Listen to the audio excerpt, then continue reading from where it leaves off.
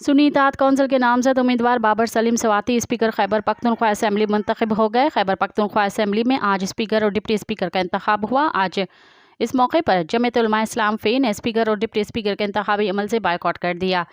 JUI फ़े का कोई no मुंतखब रुकन खैबर पख्तूनख्वा असेंबली में हाजिर नहीं हुआ। JUI ने कायद ऐवान और अपोजिशन लीडर के इंतखाब से भी लाताल्लुकी का ऐलान किया है। सुन्नी इत्तेहाद कौंसिल के नामजद उम्मीदवार बाबर सलीम ने 99 वोट हासिल किए, जबकि अपोजिशन के इरफानुल्लाह खान ने 17 सिर्फ वोट हासिल कर पाए।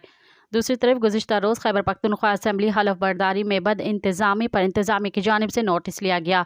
स्पीकर और डिप्टी स्पीकर के इंतखाब पर मेहमानों के दाखिले पर भी पाबंदी आयद की गई थी। इंतज़ामिया के मुताबिक आज इजलास में गैर मुतअल्लिका अफराद या मेहमान को असेंबली में दाखिले की इजाज़त नहीं थी। सेशन के लिए मेहमानों के लिए तमाम कार्ड भी मनसूख कर दिए गए थे। मज़ीद ख़बरन ऐं तफ़सीलात लाइ विज़िट कयो असांजी वेबसाइट www.awamiNewsHD.com ऐं ॾिसंदा रहो अवामी न्यूज़ HD।